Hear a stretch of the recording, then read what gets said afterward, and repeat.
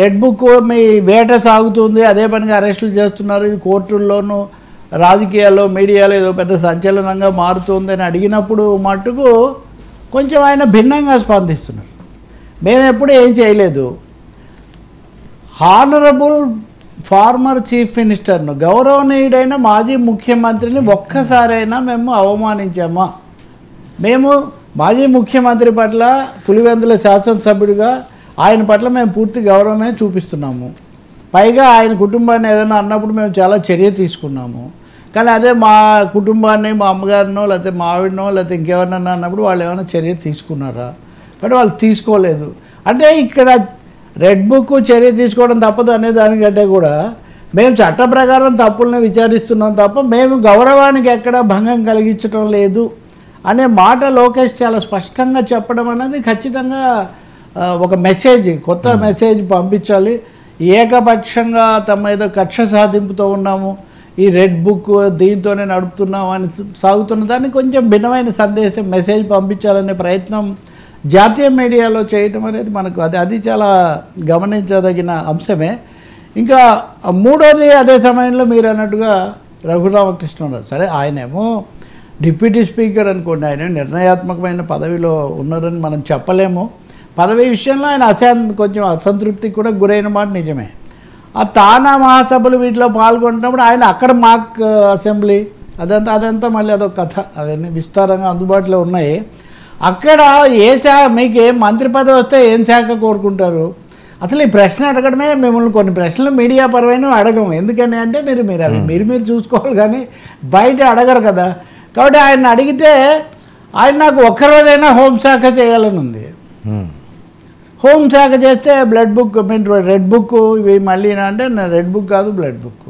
అసలు red book అన్నదానికే ఇది ఎక్కడ ప్రజాస్వామ్యంలో ఇది మంచిది కాదు, చట్టపరంగా చర్యలు తీసుకోవాలని చెప్తుంటే, మొదటి విషయమేమో గౌరవనీయమైన రాజ్యాంగ పదవిలో ఉండి అక్కడెక్కడో లేని పదవి గురించి ఒకరోజు వస్తే ఏం చేస్తామన్నది మాట్లాడడం. రెండవది రెడ్ బుక్ను కాస్త బ్లడ్ బుక్గా చేయటం, అంటే రెడ్ బుక్ తక్కువ బ్లడ్ బుక్ ఎక్కువ. ఇప్పుడు లోకేష్ బుక్ కంటే రఘురామ్ బుక్ ఇంకా పవర్ఫుల్గా ఉండబోతుందా? మూడోది, తెలుగుదేశం పార్టీ టికెట్ ఇవ్వలేదు, మంత్రి పదవి ఇవ్వలేదు, ఇలాంటి అసంతృప్తి చాలా చోట్ల ఆయన బాహాటంగానే వెలిబుచ్చారు. ఇప్పుడు ఖండాంతరాలకు కూడా వెళ్ళి తెలుగు వాళ్ళందరూ ఉన్నటువంటి వేదిక మీద కూడా అసంతృప్తి వెలిబుచ్చి హోంశాఖ కోరుకొని, హోంశాఖే కదా ఇదివరకు జనసేన వాళ్ళు కూడా కామెంట్స్ చేస్తుంది. సో హోంశాఖ అనేది బట్ ఆఫ్ కాంట్రవర్సీ లాగా అదొక వివాదాలకు, వ్యాఖ్యలకు, అసంతృప్తులకు, ఆగ్రహాలకు కేంద్ర బిందువు అవుతున్న పరిస్థితి. So red book to blood book, Lokesh to Raghurama అన్నట్టుగా ఇది మారుతుంది. అంటే ఒకటే, ఇందాక మనం మొదలుపెట్టినప్పుడు అనుకున్నట్టు టూర్ను అనుమతించడం అదంతా ఒకటైతే, రాజకీయ వాస్తవాలు, కోర్టుల తీర్పులు ఇవన్నీ ఒక విధంగా నడిపిస్తున్నాయి. కానీ కింద స్థాయిలో ఆకాంక్షలు, ఆవేశాలు, ఇంకా చేయలేదా, ఇంకా అదా ఇది అనేవేమో ఇవి కొంచెం భిన్నంగా కనిపిస్తున్నాయి. ఇప్పుడు వంశీ ఉన్నాడు, ఆయన గన్నవరం వెళ్ళి వరుసగా తమ వాళ్ళని కలుసుకుంటున్నారు. ఒకరోజు పేరునానే, ఒకరోజు కొడాలనని వెళ్ళి కలుసుకుంటున్నారు. దీనికి ఎంత అభిమానం చూడండి, వాళ్ళు వార్తిస్తుంటే వీళ్ళేమో చూడండి మంతనాలు జరిపారు, మంటలు పెట్టారు అని వీళ్ళు ఇస్తున్నారు. So tension continues, but tactics are changing లాగా ఉంది. అంటే ఒత్తిళ్ళు కొనసాగుతున్నాయి కానీ ఎత్తుగడలు మారుతున్నాయేమో అని అనుకోవాల్సి వస్తుంది. ఓకే సార్, అమరావతి కొత్త పూలింగ్పై సందేహాలు. 7 గ్రామాల్లో ల్యాండ్ పూలింగ్కు సిఆర్డీఏ అనుమతి. 7 గ్రామాల్లో నిన్న అనుమతి ఇచ్చారు, 4,000 ఎకరాలు. నిజానికి 15 గ్రామాలు 40,000 ఎకరాలు రెండో దశ. ఈ దశలో ఇది తీసుకోవాలని వర్మ, తెలుగుదేశం పార్టీకి చాలా మద్దతుదారులు, చంద్రబాబు నాయుడుకు వీరాభిమానులు కూడా ఉన్నదానికి ఏదైనా జరుగుతుందో అని మేము చూస్తుంటే మీరు మళ్ళీ కొత్త పూలింగ్ అంటున్నారు ఏంటి అని ఒక తీవ్రమైన ప్రశ్న. ఇది మామూలు కార్యకర్తలు కాదు, సోషల్ మీడియా పోస్టులు మీరు చూస్తే కూడా ఇది ఒక విధమైన కొత్త సందేహాలు, కొత్త సవాళ్ళు అమరావతి ప్రాంతంలో లేవనెత్తుతూ ఉంది.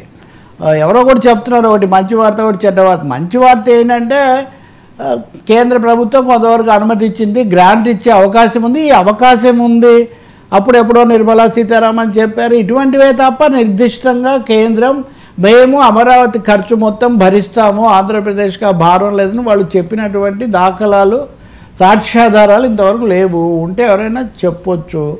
రెండవది ప్రపంచ బ్యాంకు కూడా ఇప్పటికి వాళ్ళు ఇచ్చినటువంటి దాంట్లోనే ఇప్పుడు ఒక 1000 కోట్ల దాకా మీరు వేరే దానికి మళ్ళీ ఇచ్చారని వాళ్ళు కొంచెం ఆగ్రహం వ్యక్తం చేశారు అని. మూడోది మొన్న మనం మాట్లాడింది, అది చాలా వరకు చాలా వైరల్ కూడా అయింది. ఏమని భూములు అమ్ముతామన్నారు, అమ్మలేదు, మా డబ్బులు మాకు కట్టలేదని ఒక విధంగా వాళ్ళు మా డబ్బులు కట్టడానికి ఉపయోగించాల్సిన భూములు మీరు అమ్మడం లేదండి. కొత్త భూములు సమీకరిస్తున్నప్పుడు వాటికి సంబంధించిన ఏర్పాట్లలో